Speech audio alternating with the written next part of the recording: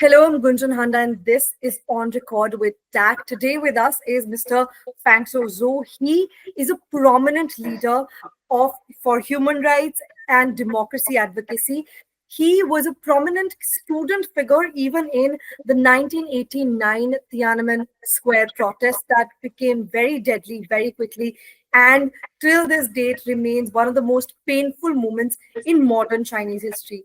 Today, we will speak to him about the incident, what followed, and where China stands today in its political demography and its geopolitical demography. Welcome to our channel, sir. We know that you are a major part of the advocacy, and beyond that as well, you have made something very big out of yourself despite all the struggles that you went through. Could you take us through how your life was leading till this point, starting from the Tiananmen Square, and then we can talk about the incident. But before we go to that, I would also like you to please take me through the gallery that you're sitting in. I see a lot of artifacts from the Tiananmen Square. Yeah, sure. Thank you for having me. I love to talk to your audience. Yeah, I always admire Indian for its long history, culture. I also always wish it well, as the most popular democracy. So yeah, I want to see India succeed and set a good example for China in Asia as well. I'm Zhou Fengsuo, as you introduced. Currently, I run two human rights organizations. One is based in New York City called Human Rights in China. The other one in San Francisco Bay Area in California called Humanitarian China. Human Rights in China was founded in 1989 before the Tiananmen protests by Chinese students in United States. It showed the tradition of Chinese diaspora activism in United States, and it's the longest running human rights organization on China now, after 36 years. Humanitarian China, I co-founded in year 2007 with some protesters of CCP in 1989 outside of China. At that time, it was a global movement, and there were many Chinese students in Japan, in United States, joining the protests. That's how I started the Humanitarian China organization, and most of our supporters and our recipients are from the Tiananmen generation. So my journey really on this started 36 years ago. I would never imagine a life like this.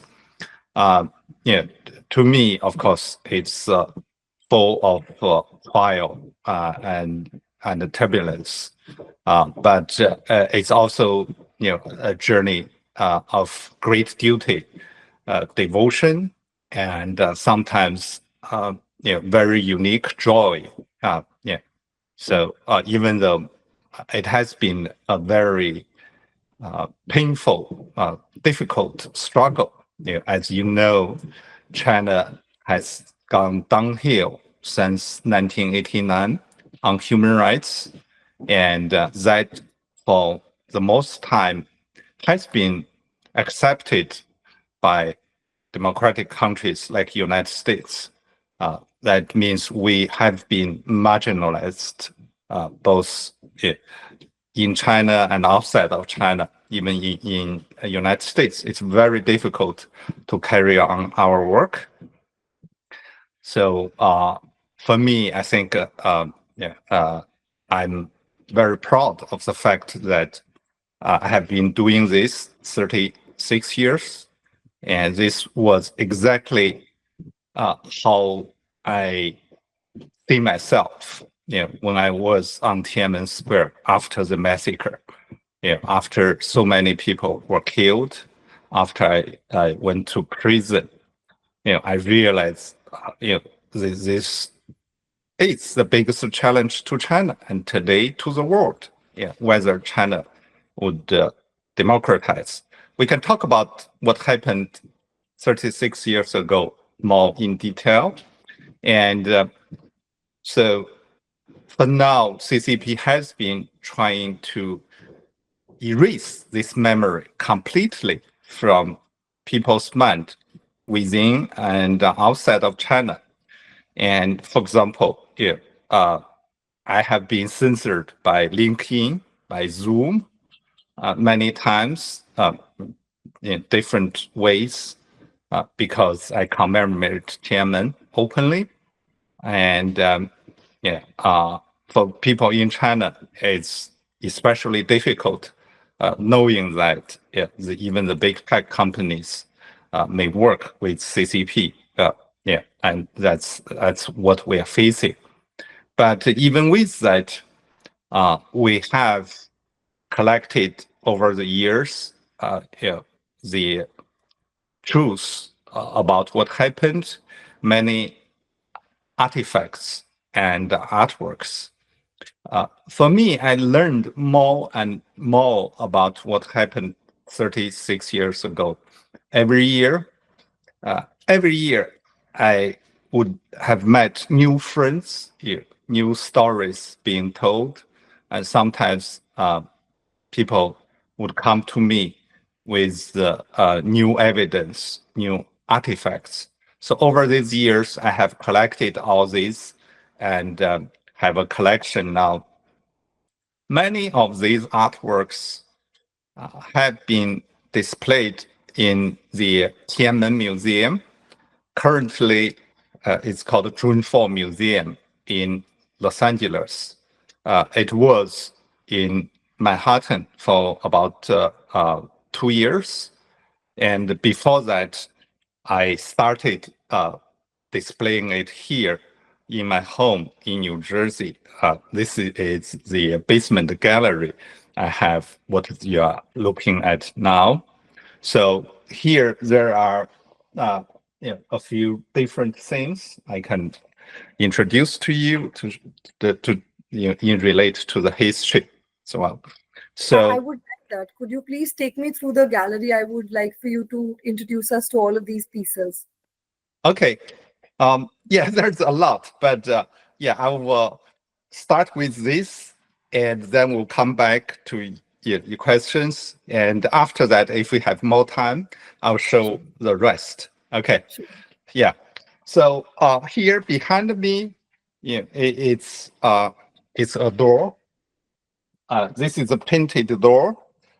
There, it says Tiananmen in Chinese, traditional Chinese, and it's that says the uniform of brutality. And here, this artist is trying to present the Tiananmen massacre in the global context. And this was an unknown person who was killed on Tiananmen massacre, Right. during Tiananmen massacre. The tragedy is this is also very representative that we don't know this person at all. And for him, fortunately, I mean, in a very sad way, we have this picture. There's no other information. Originally, the artist got this picture from Reuters archive in 1989. But now Reuters doesn't have any recollection of this. I request information about this picture many times. They never come back to me. I believe most likely they haven't kept the information. Like it's too like where this picture is taken. So that means this is the only information left about this person in the world now. That's like a shrine here to him, as well as to the unknown heroes of Tiananmen. That's why I love this door here, because Now, yeah, there's people always ask me like, how many people were killed. Uh, the best answer is we don't know. We will probably never know. Why? Because CCP has erased this memory completely with lies and violence and retaliation, so that even, for example, this person's family would never have talked about him after the killing for 36 years. He will be completely gone in history, legacy, anywhere. And this happens to most of the cases. So for now, due to the heroic efforts of Tiananmen Mother Group, they collected about 200 names. Yeah, that's available we have built a sculpture, a monument in Liberty Sculpture Park in Southern California. On the base, we have everyone's name there. They can always be remembered. There are detailed stories for most of them. You can read. But these are the brave ones. These are the parents who dare to speak out. But for many of them, they will never speak out to their friends. That's why I think many of them would have disappeared already completely. Of course, one day, if we have access to the secret files, we may be able to find more. But in CCP tradition, these files very likely destroyed already. So that's why this kind of collection, commemoration is important. We want to know these people. We do not want these people to die in vain. And this one, this this is the government newspaper after Tiananmen Massacre. This was dated June 14 of 1989, 10 days after the massacre. And it says the most wanted list, the leaders of the independent student union that led the protest. And for me, this is especially important because it was first time my name show up in the national media everywhere, every major newspaper, everywhere. And here, this is me. On top five, right? Yeah, right here. That's me. Yeah. Later, we may have chance to talk about like all these people or some of them. So that's like, from that moment on, I was designated as a leader of Tiananmen protests. And for me, it also became a call of duty because now I'm seen by the public, So this as is a what I survivor. wanted to come to next, was that the wanted poster that the Mm. wanted page of the newspaper, you were put on this list and hence you were pushed into exile. And I want to understand, how did this specific piece of paper and this list change your life upside? How did it turn it upside down, and what did it do for your sense of mission and accountability that you felt towards your fellow Chinese people? Yes, good. Thank you. Yeah, that's a very good question. Yeah, especially for young people. Um, and this this is of course in Chinese. This was the first flyer during the protest this is the earliest we have collected during the protest from that day.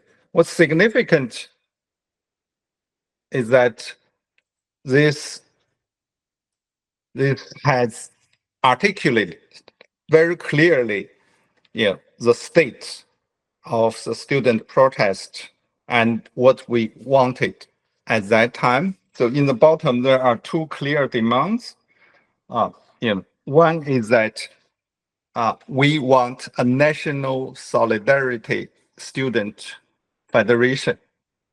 The second one says we will start a, a boycott of school until the government agrees to have dialogue with us Right. on So, the national issues. Yeah. so what were these demands that the student communion or the uh, people that had collected, all the students that had come together, what were these major demands, and what was the one specific demand that actually brought down a lot of this mishappening that the Chinese authorities could not give into that demand, and hence the massacre? What was it one specific demand? Um, the demand was summarized in 1989 in a document called the Petition of Seven Demands or Seven Requests of the People. So there are seven concrete demands, and among these, the most important ones, there are two, basically. Number one is freedom of the press, freedom of speech, freedom of press. Number two is disclosure of the assets of government officials as they are in position. So as a way to fight corruption. So that's the two main demands. These demands basically, one ask for freedom. The other one ask for more of like equity. Yeah. So, you took me through that list of most wanted that you were on. I want to understand, how did that change your life? What changes did it bring to your life and your sense of mission and wanting to fight, your courage to fight? How did it change it, and what changes did it bring? Yeah. I was the first student to go to Tiananmen Square to um, offer a flower wreath to commemorate Hu Yaobang, who was the leader of the Communist Party, and he was removed because he was sympathetic to the students' protest before 1989. So that's how I started. During the protest, I was the executive member of the Student Federation in Beijing. Yeah, that's how I met all these people. And I stayed on Tiananmen Square when the troops were coming in to the last moment. After that, I was put on the most wanted list and in prison for a year, and then another year in exile in a very cold, barren place. That's what I went through. After that, I have stayed as an enemy of the Chinese government and isolated, marginalized from the Chinese community while I was in China and outside of China. So, looking back on those days of the days leading up to the Tiananmen Square crackdown, what is your most vivid memory of it all and leading up to those days, and what was your role in this movement? Even before the protest, there was a wave of political liberation in China that actually was originated from the leadership itself. These communist party members, some of them were reflecting, on the cultural revolution, on the catastrophes that CCP regime had brought to its own people, and they wanted change. At the same time, communism was on the verge of collapsing globally, especially in Soviet Union and the former communist blocs countries in Europe. And that's the context. And the students were very active. I was a physics major, but I was very keen on the social issues. And I organized the election, a free and a direct independent election of the student union of my department, which has about 400 students in Tsinghua. And we succeeded in basically going through this full process of democracy and elected the members we like. And that student union later became a stronghold of the protester in 1989. And for me, this is a life-changing experience, just to see how people like us who used to be controlled from above at every step and to be able to vote, to be respected. And for me, the most important lesson is that freedom, democracy, it's natural. It's not foreign to us. And people really feel the difference. They feel the dignity, the power within that, when they can vote. And only later I realized this was the only direct election, even at such a level, in the history of communist China ever. There were other elections, but this student union with 400 people has some real power. For example, when the protests began, we were able to use the fax machine, the phone, the mammographic printer that the student union controls, because it was our elected student union. And so that's before the protest. There's a general call for change. And Huiyabang's death triggered this because he was removed by the hardliners like Deng Xiaoping, who was a butcher later, who started the massacre. And we believe that China was at the crossroad, whether it would go to liberation or repression. And that's how the protest started. As we mentioned before, there are demands like freedom of press and anti-corruption that were widely supported by the general population, by people in Beijing, all over China, even within the Communist Party. That's why even its own leader, the CCP's top leader, General Secretary Zhao Ziyang, was open to talk to the students.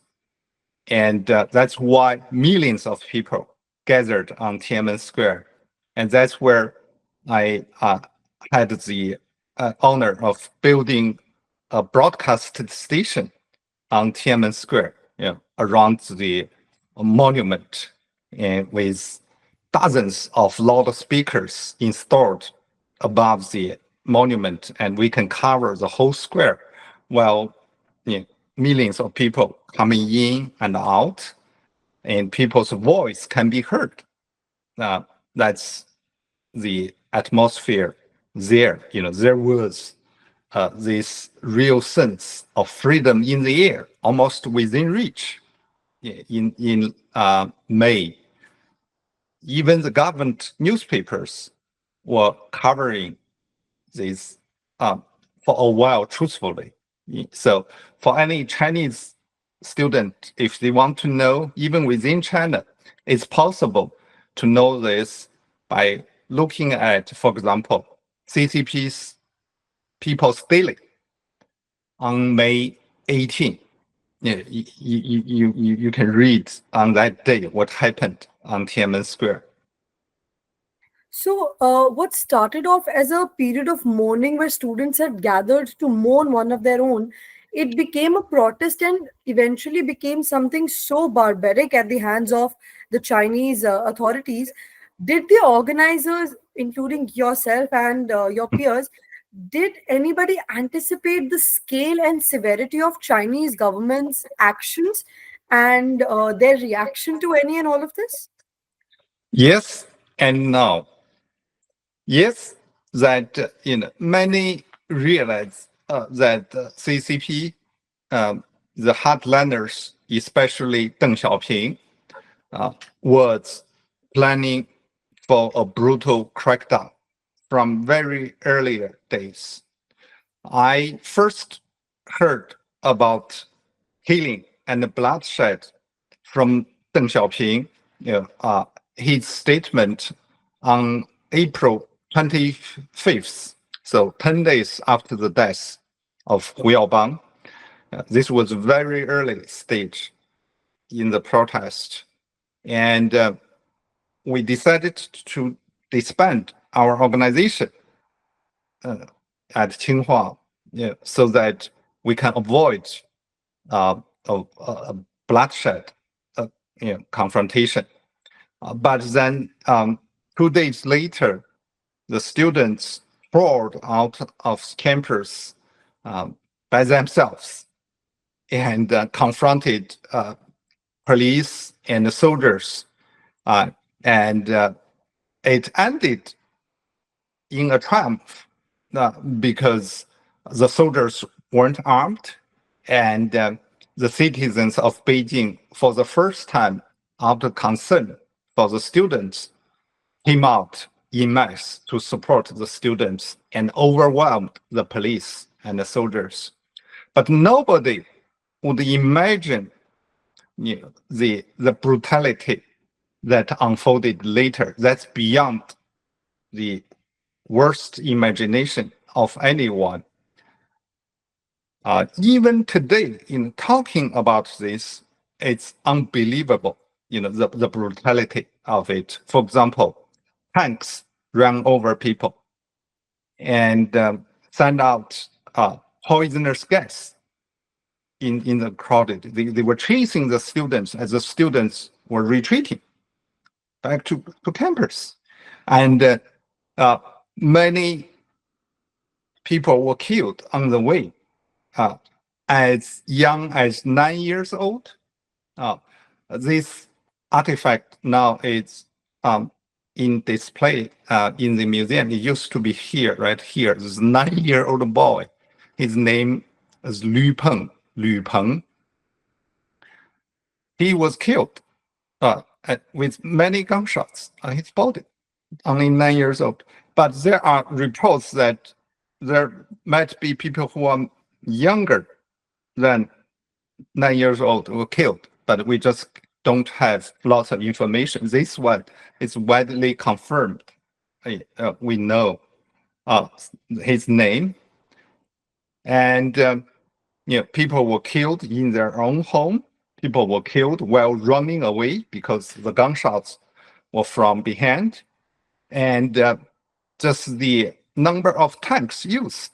For example, you see many pictures, hundreds of tanks. The most famous picture, Tankman, shows columns of tanks, and that's how they reestablish their control. It feels like an evasion because they used tanks to control Tiananmen Square, and then the rest of Beijing and rest of the country like that.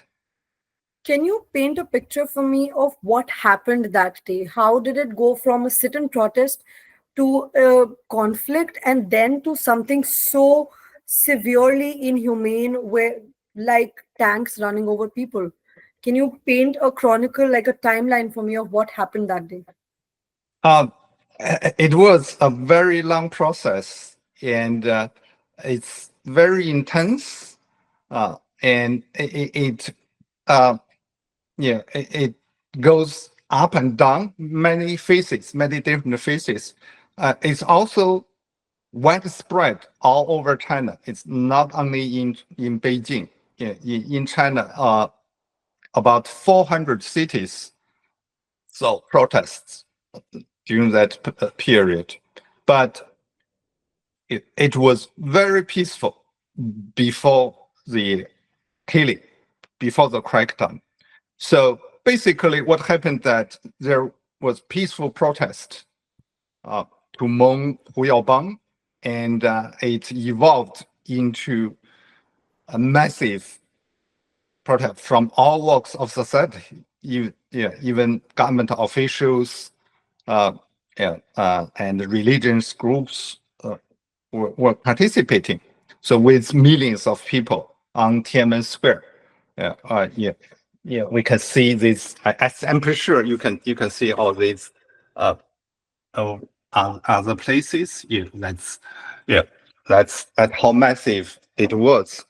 Um, but it was very peaceful, and people were hopeful. They were nice to each other because they share this hope for a democratic China.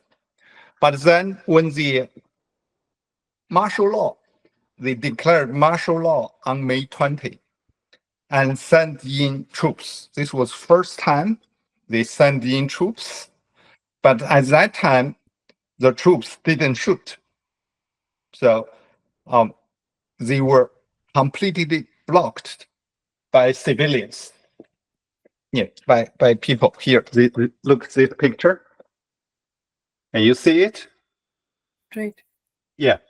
That's how people of Beijing blocked the military trucks full of soldiers there. And the scale was beyond imagination, because only later we knew that Deng Xiaoping mobilized 250,000 of the most elite troops in China in this martial law implementation. But on the other hand, to stop these troops, you need like 10 times civilians. And that's just, you can imagine like how many people were out blocking the soldiers. There are definitely millions of these people in Beijing. That's like 20% of the population. Yeah, just imagine the scale. But still, it was very peaceful. And all this changed in the night of June 3rd, when suddenly they sent in the troops and they were shooting all the way in. And I was on Tiananmen Square all the time, and it was like a war zone.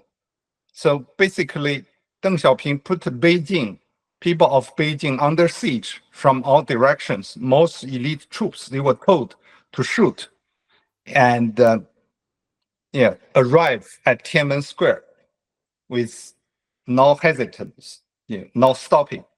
That's why so many people were killed on the way from all directions.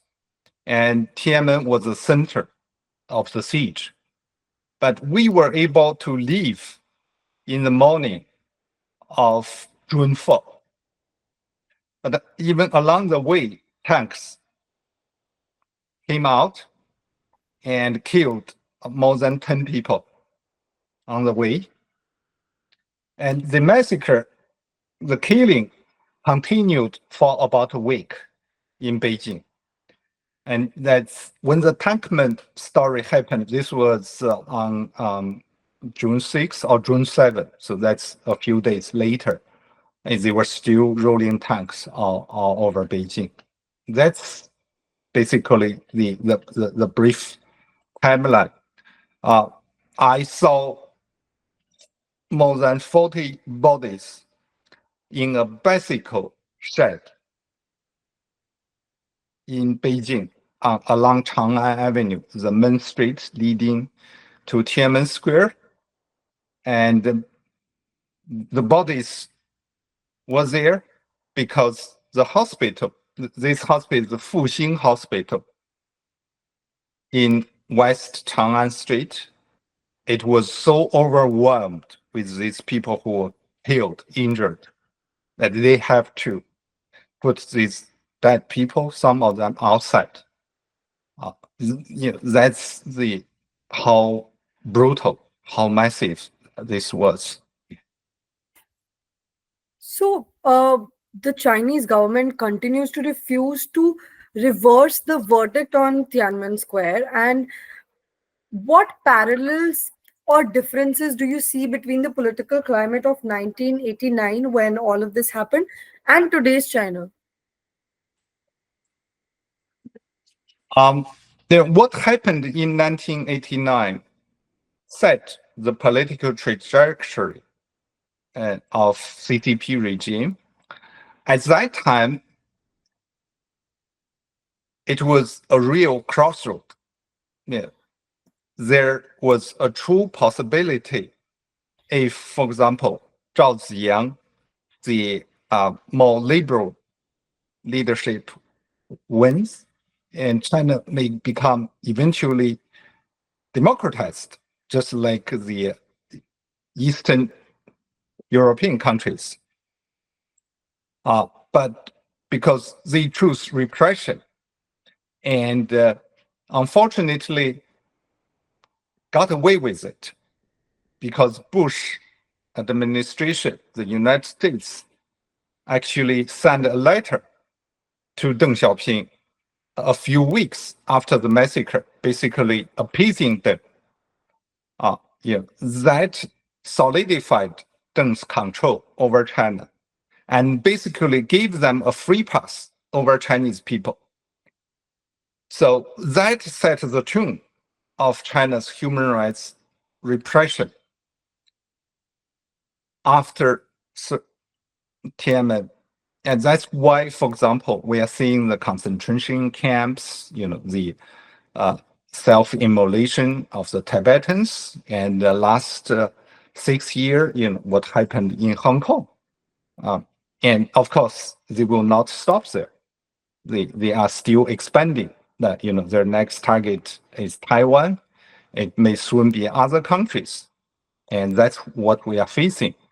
Unfortunately, because of the trade and the investment, like technology from United States, this enemy of democracy, this brutal regime now it's very strong, and from then on, they completely controlled media, everything. They wouldn't allow any people to talk about Tiananmen in public for all these years, and they control people's mind with the most advanced technology, even today. For example, with their so-called most top-rated DeepSeek. Yeah, that's Chinese AI. Right. They use that to consolidate their control over people's mind. And the most important infrastructure in human history, it's almost as parallel to the Great Wall, is this great firewall on internet that separates Chinese people from the information flow to outside world. So that's how China's today was shaped by what happened in 1989. and So, do the you decision of other countries to China on this. So, do you think there is any room for dissent or reform in today's system, in the current system in China? Or do you think the strict control or the hard end to reform is now a permanent state of being for China?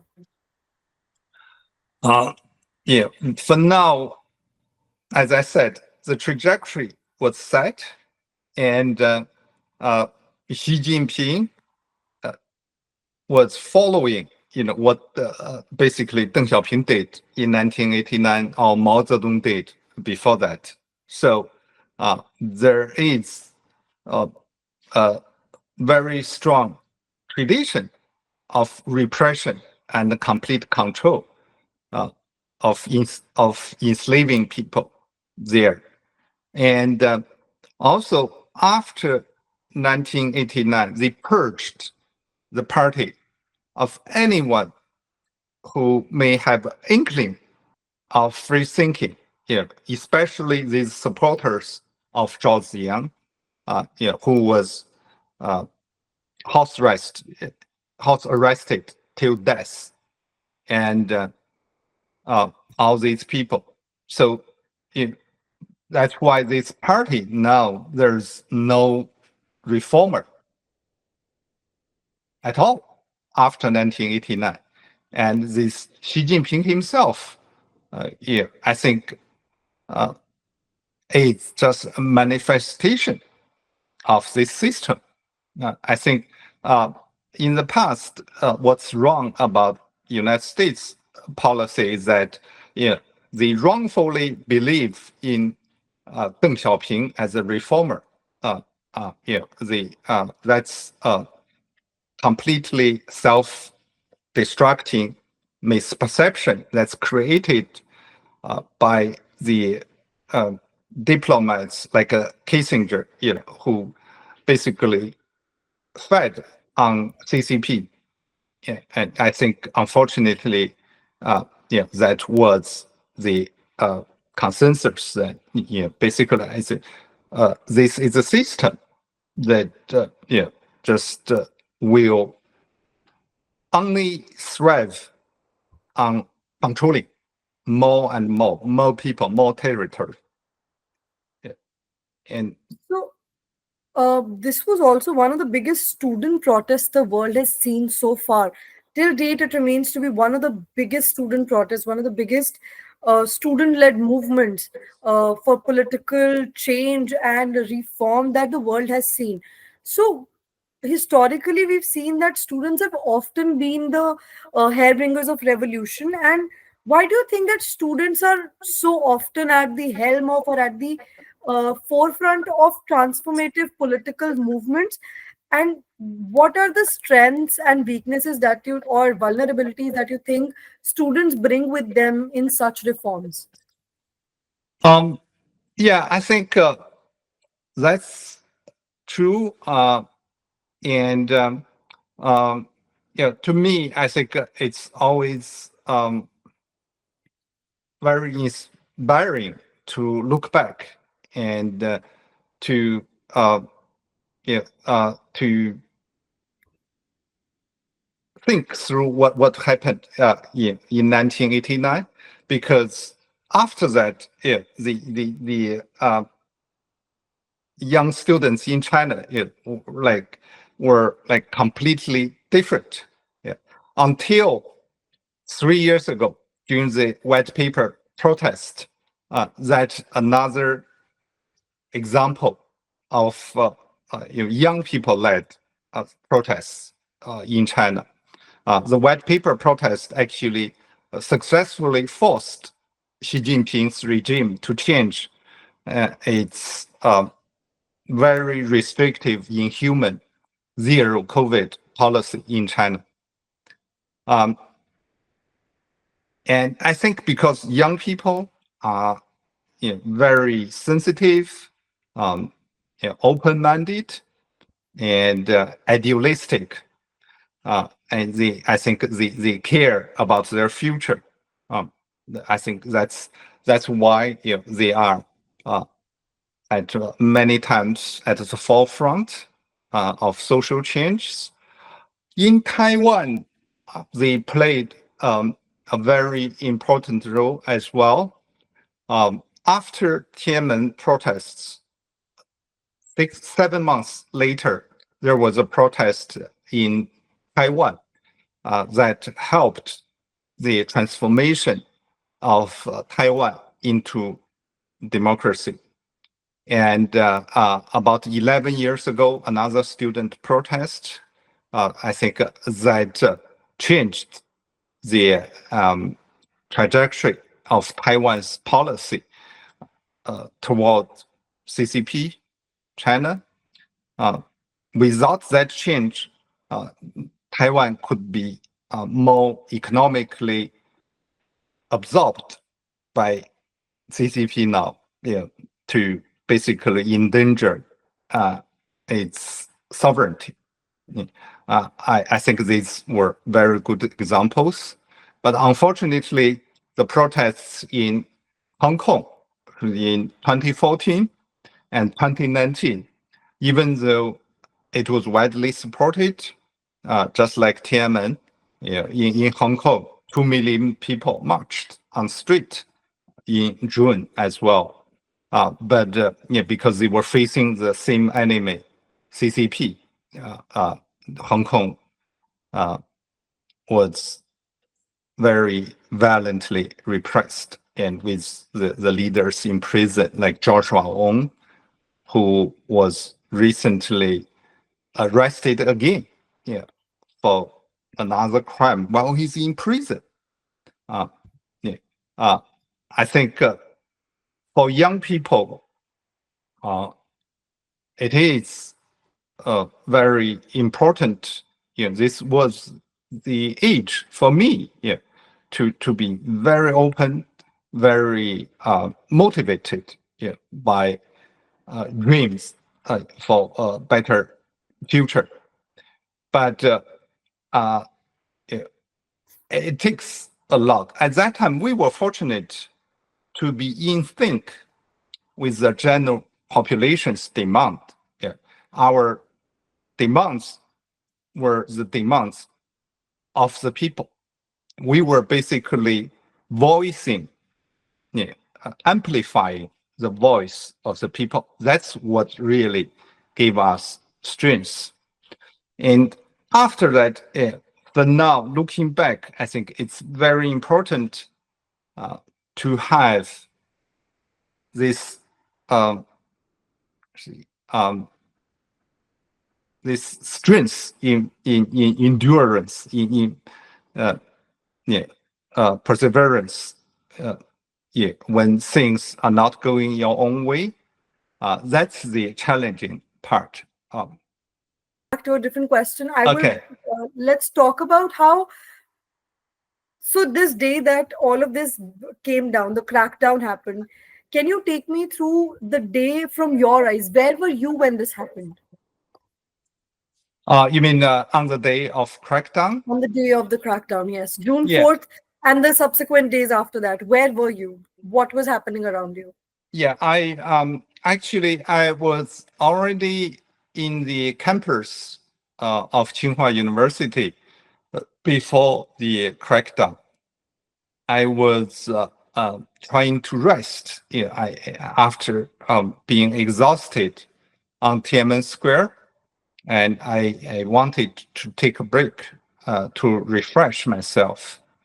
But in the early morning of June 3rd, I heard in the news that a truck full of ammunitions were sent to the students.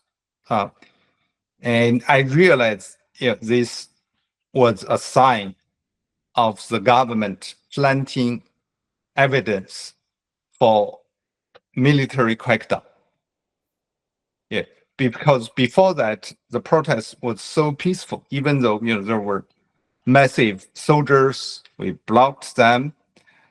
But the government is trying to create excuse by planting ammunitions to the cross of protesters, even though they tried to later to return the ammunitions back to the government.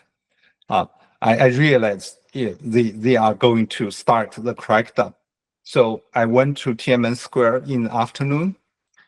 I was already smelling tear gas in the air as I approached Tiananmen Square. It was getting very tense. The confrontation was escalating hour by hour. And about 9 to 10 p.m. in the evening, it was completely dark on Tiananmen Square.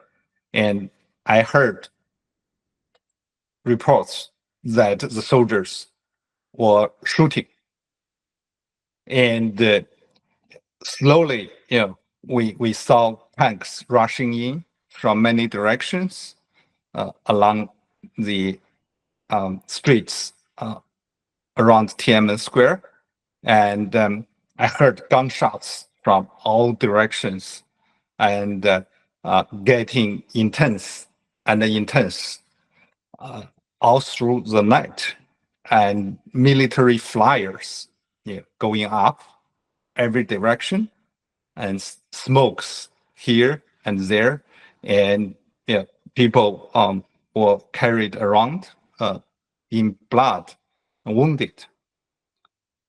So that's where I stayed on Tiananmen Square. Fortunately for me, Tiananmen Square was like the eye of the hurricane. At that time, we were protected by the citizens of Beijing who were trying to block the marching soldiers with their own body. Yeah. Sometimes they will try to throw a brick, a rock, something, but it was more of a protest, like outreach than a real resistance. If you are facing tanks and machine guns. So in the morning, I was among the last who leave with about 3,000 students. And that's how I left. I was fortunate also because when the tanks were running over the students, they were chasing after the groups that left earlier. I was staying late on Tiananmen Square, and I avoided that. But along Chang'an Avenue, the street, the main street in Beijing, I saw tracks of tanks and smashed fences and glasses with holes, by bullets. And of course, there were angry and heartbroken people everywhere. Smoke still going up. That's what I experienced. And then I saw 40 bodies in the ground of a bicycle shed. That's how I went back to Tsinghua University. As I got back to Tsinghua University, I heard my name being called by the broadcast station, because at that time, the student organization was reading out everyone's name, and so people can check in. If you hear your name, you check in. That's like a proof of your safety. And of course, many people wouldn't make it on that day. Yeah, that's what's going on the campus. At that, I stayed on June 4th all the way into the evening. I actually got a call from a soldier who was deployed near Tiananmen Square, and he was trying to show some sympathy for the tragedy to us. And then I try to use the student radio to broadcast the news. We have a student broadcast station, a radio that can broadcast the message, but it was like very low coverage, even though it could be received by people from far away. It wouldn't be received by a normal radio, but we were trying from that moment on, trying to let the world know what happened on Tiananmen Square. That was what I did on that day. After all that you've experienced, from hope and heartbreak of Tiananmen Square to your life in exile and your ongoing activism as well, how has your understanding of courage, sacrifice, and pursuit of freedom evolved? And what wisdom would you offer to those who continue to struggle for justice in the face of overwhelming odds everywhere in the world, including where you are right now in the United States itself? Um, well, just be open-minded, be courageous, but also like try to be adaptive and learning. Yeah. After coming here to United States, I have to start a new life. I did well at the exams. I was admitted into top business school and worked on Wall Street. So I can basically finance my activism and as well as provide support for political prisoners in China. That's how I started Humanitarian China to help the political prisoners in China. Uh, and for a while, I was doing three jobs. I was waitering at two restaurants, and in between, I was delivering pizza to a different restaurant. That's how I made my own living upon arriving on United States. But I am proud that I earned everything myself with my own hand. For a while, I was very disheartened, especially because in the 90s and in early 2000s, the general population, even in the United States, was against people like us. I was beaten in San Francisco very severely, many times, and not even one news media in United States wanted to report our beating. And the police did nothing, law enforcement ignored us. We just have to continue no matter what. That's how I sustained myself all these years. And I was fortunate to find a few others who can work with me long term. And we were able to build our own team and focus on issues that are more or less self-contained and focus on it, despite the unfriendly environment. Recent years, we are seeing some change. For example, after Zoom shut down my account, FBI investigated and they found out Zoom had MSS agent giving them orders on censoring accounts like ours.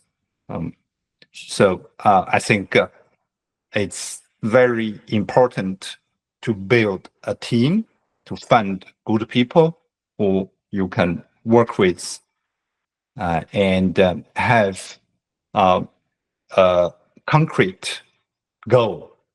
So that I think this is always a struggle.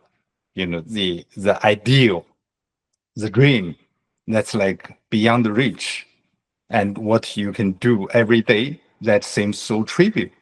I think that's always a challenge to try to act with small things you can do, um, but never stay um,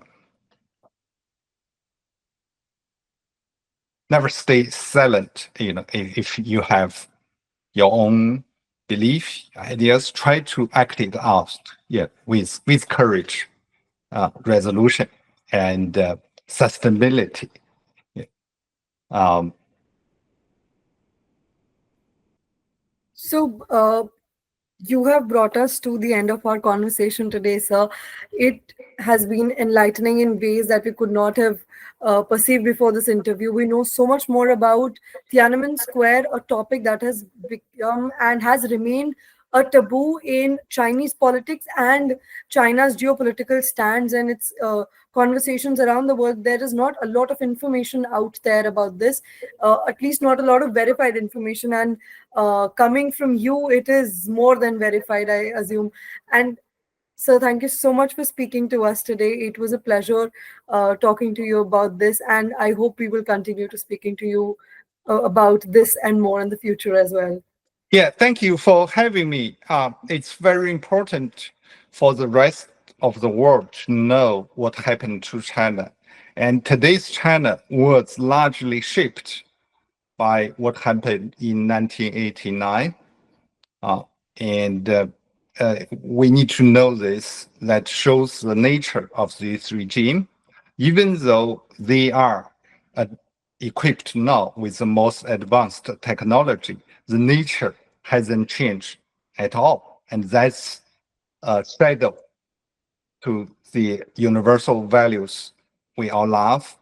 On the other hand, what happened in 1989 also shows the possibility of a democratic China, yeah, a China that would live in peace with the rest of the world.